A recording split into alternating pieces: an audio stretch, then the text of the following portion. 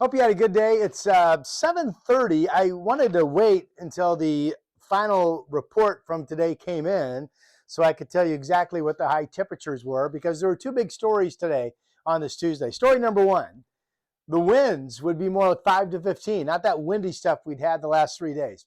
Thumbs up, that came true. Story number two is that the majority of us, including Portland, would be back up into the 90s. Thought we could go as warm as 94. Knew we'd at least get to 90, 91. High turned out to be 92 out at PDX.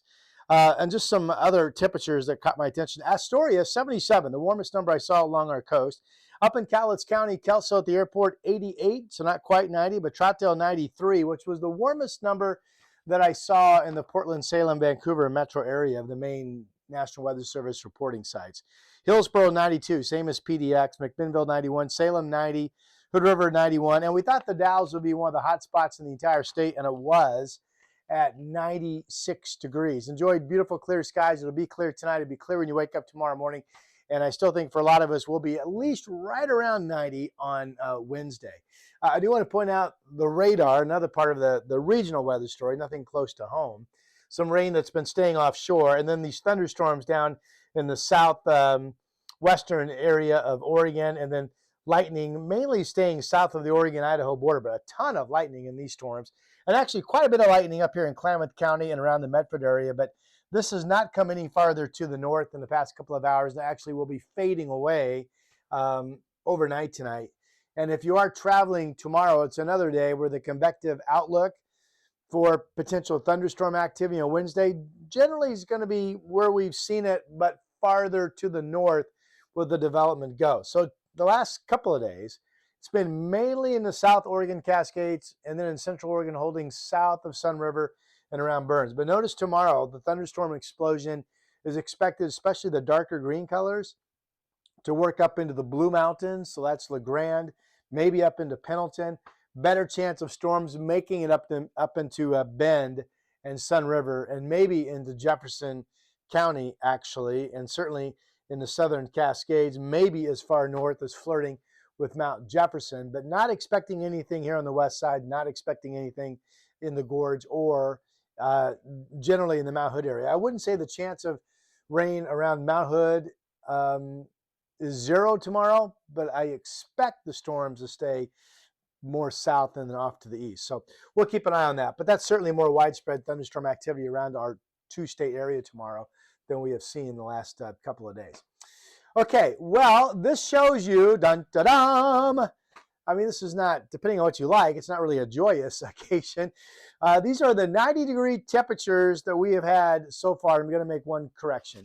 But remember in May, we broke records. We had 5 90-degree days. Never done that before. We went 90 on May 12th, 93, 92, 92, May 17th, 91. I think I made this graphic when I was pre-producing, and I thought it'd probably hit 93, and it looks like 92 is going to be the high. So I'll correct that. But on June 6th, 92 degrees. So that means all of our 90s so far, this is at least somewhat pleasant, have been in the low 90s. So we haven't really popped anything extreme yet. So, I mean, not that you would expect us to this early in the season, but it's good news that we haven't, right? Okay, dry weather. I'm just going to keep hammering this away until we get some rain. So once we hit midnight tonight, today will become the 22nd consecutive day with no rain, not a drop out of PDX. We're now over 3 weeks and counting. There is a rain chance showing up on the European model. I mean, it's so-so, maybe a drop around the 14th of June, but that's the next time I see even the chance of anything. Possible wet days, and I'll show you the map that corresponds with this coming up on June 20th and 23rd. So again, the models continue to show at least one, if not two, decent rain chances somewhere in that final 7 days to 10 days of the month. So that's still showing up. And that's going to correlate to some cooler weather, of course. The June outlook continues to be drier than normal. Water year, 32.29. It's stuck, right? Again, that's October 1 through September 30th. The deficit now, 0.86 inches. We were above normal before we got into this 3-week run of dry weather. Okay, this is actually the American model, the GFS. And this map is in the afternoon hours of June 21st. And if you just kind of interpolate some things, you would go, well, there's a decent rain chance anywhere from June 20th through the 23rd based on this low. Now, if this would come true, that's a 555 low. That's fairly deep, a pressure height for this time of the year. The jet stream would be way down here in Northern California. So we would be looking at high temperatures, certainly not 70, but in the 60s. And who knows, if we could really get a good soak, maybe we'd struggle to hit 60 degrees with some decent soaking rain. If you stare at that, you're like, okay, one of those days certainly has a chance to at least pop a quarter of an inch of rain, maybe 3/10 of an inch of rain, and something fairly widespread. So we're still looking at hope somewhere in these final week or final 8, 9, 10 days of June. And that's the most impressive rain chance that's showing up right now. Now, this is interesting. This is the same model, the American GFS model. So I just showed you that June 21, 2, 3 rain chance. Fast forward only a couple of days to June 25, 26, and look what happens. Oh my goodness, a strong ridge just like that builds back to the west, extends northward up into Vancouver, BC. This is a pressure height of 588 millibars. That by far would be the strongest upper level ridge that we have seen so far this year. Remember, so far, we've only seen temperatures in the 90s, but in the low 90s.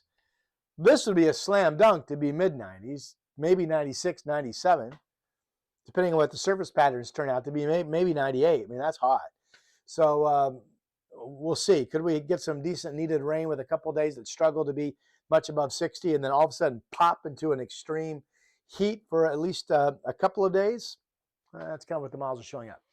All right, back to our current weather pattern. I showed you these maps yesterday. So again, the range in the valley today turned out to be 88 to 93. There's that warm air mass that's lifted north and extends through Washington up into Canada. Tomorrow, it still looks like the hot air starts to slide a little bit off to our east.